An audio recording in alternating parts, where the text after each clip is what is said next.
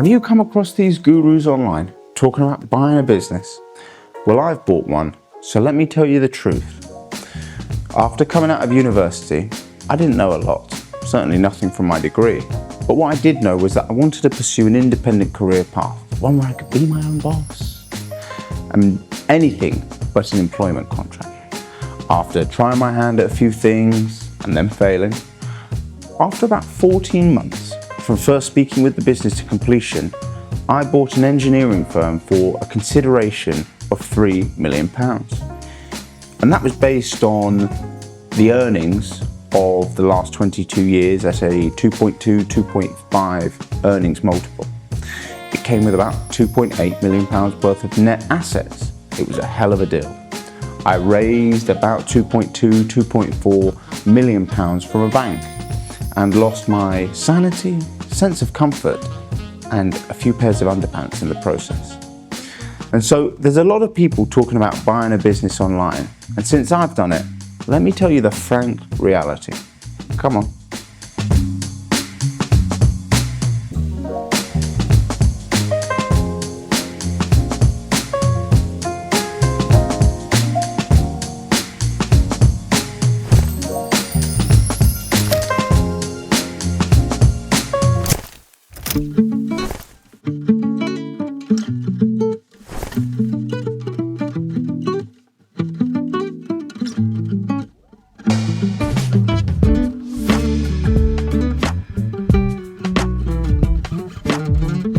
It's not all about the money.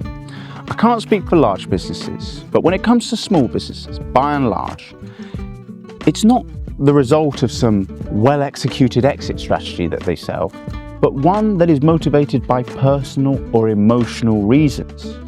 When I was buying my business and I revealed to friends and family what I was doing, I was often asked, why would somebody sell their business to you? Now, considering these people knew me well, this was a very reasonable question to ask. However, it was the wrong one. Further to this, upon revealing some kind of vague finance numbers, I was asked, well, why would somebody sell a cash cow so cheap? That latter question was a bit more reasonable and one to raise skepticism. However, small business sales do not follow the teachings of conventional M&A. Vendors who are typically older are facing health issues, they have a wish to retire, or they've simply had enough. There are a plethora of reasons that a small business owner wishes to sell their business, and it often has nothing to do with some grand plan to exit and achieve a certain value. When I bought my business, I bought it at a total steal.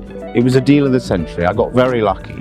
And this will seem alien to certain people, but when enough is enough, it's enough.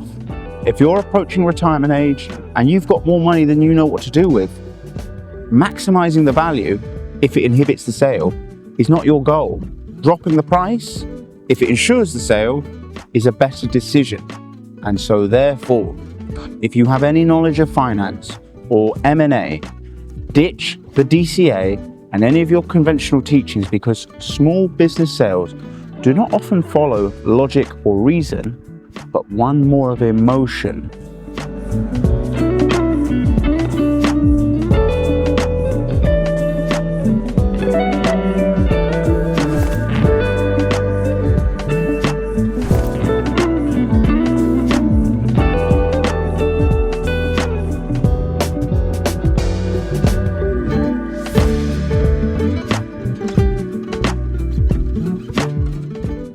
When embarking on this path, I instructed an accountant to act on the buy side of the transaction, and he doubled up or quintupled up as a corporate finance advisor, therapist, verbal punchbag when the process was going awry, or an unwilling judge of my physique whilst on a new beach in Valencia. For him, unfortunately, professional is not a word I describe our relationship. However, his multifaceted nature aside, during my vitriolic rants, he would quite smugly remind me that when early in the process he informed me that buying and or selling a business is the hardest thing that you can buy and or sell. It's not like buying a car where you take a look at the maintenance history, inspect the car itself, take it for a little test drive. No. Or even buying or selling a house where you submit legal documents and let a surveyor inspect it. No, It's not that easy, forget it. In my case, when I was buying my business, I was also buying the premises and vehicles, so that was included in it. But I also had to look at the health and safety compliance, the company's tax records, PAYE, VAT, corporation, and were they all accurate? You look at customer contracts and say employment matters, previous and current. The list goes on and on and on and on. Because since there are so many moving parts whilst you perform due diligence, buying and or selling a business is the hardest thing that you can buy and or sell.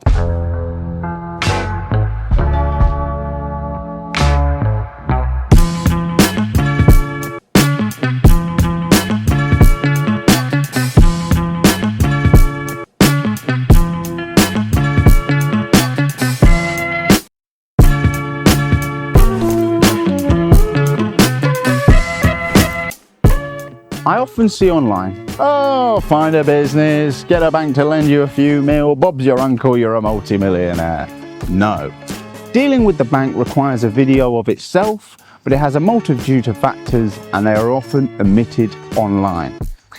I will deal exclusively with the issue of security. What I mean by that is the money that the bank will lend you will require some form of security, typically the assets in the business, so that if you or the business fails to pay, they will seize those assets to recuperate the money they lent. And so, if you have been advised correctly, you will be doing a corporate purchase. You will incorporate a company to buy the company you want to buy. Therefore, they will obtain a full and sweeping fixed and floating debenture over the business, and also corporate guarantees. Crucially, however, something which is often omitted online is that they will likely seek personal security. That can be in the form of personal guarantees, or maybe if you have a property, a charge over that property.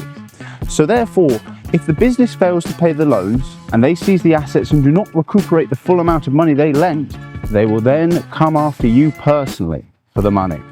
Ask yourself, if you do not have experience running this specific business, which unless you're doing an MBO, you probably won't, why on earth would the bank lend you so much money without seeing some skin in the game? They want to see that you are adequately motivated to see the success of the business, and this will not only be in the form of equity, but also security over the business and you personally.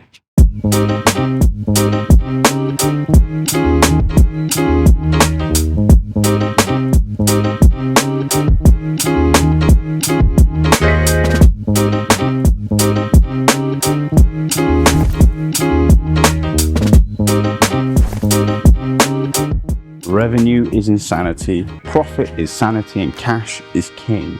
The way that buying a business is marketed online, it is treated as some kind of gung-ho venture where you'll be on a beach, rolling around in cash, drinking pina coladas without a worry in the world. Unfortunately, that is far from reality. It omits one of the most crucial factors when you load a business up with debt, and that is cash. You require a robust understanding of the business's needs for cash, as it is its lifeblood. If you burden the business with too much debt and do not map out the cash cycles properly, it only takes one blip, 1 week, 1 month for everything to come catastrophically crashing down. What I can advise is, if you are seriously considering a deal, and that is to include in your accountant's scope of work a cash flow forecast. And make sure that you can stress test drops in turnover, one-off expenses, or even the loss of a crucial customer. Do not underestimate the phrase, cash is king.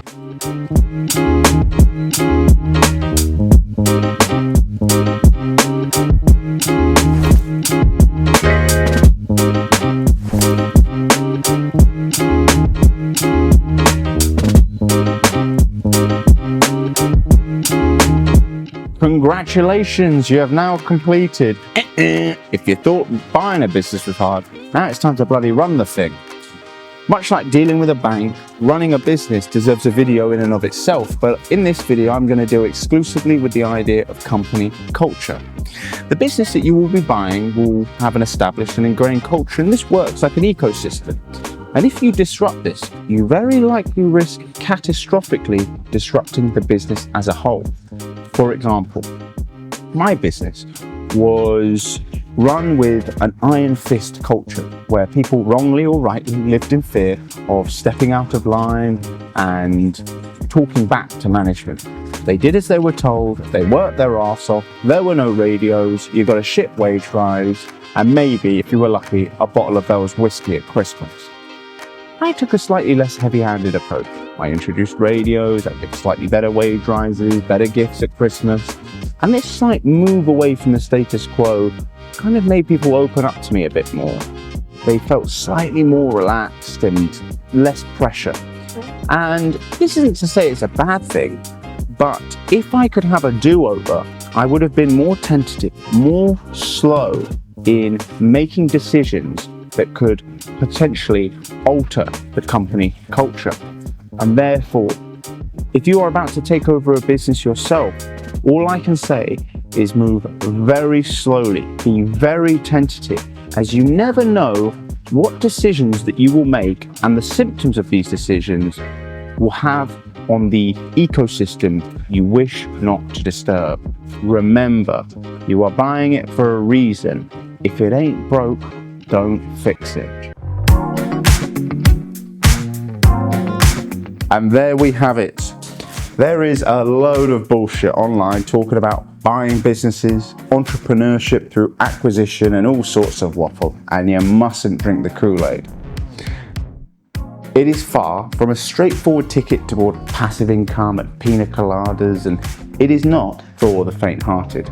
It has, though, been incredibly powerful for, frankly, my wealth and earnings. I chose this path for a multitude of reasons, but it has afforded me great privilege. However, it has not been without an enormous learning curve, invaluable advice and guidance, choosing the correct business and doing it under the correct deal terms, a hell of a lot of luck, and, not to mention, some gut-wrenching cock-ups along the way.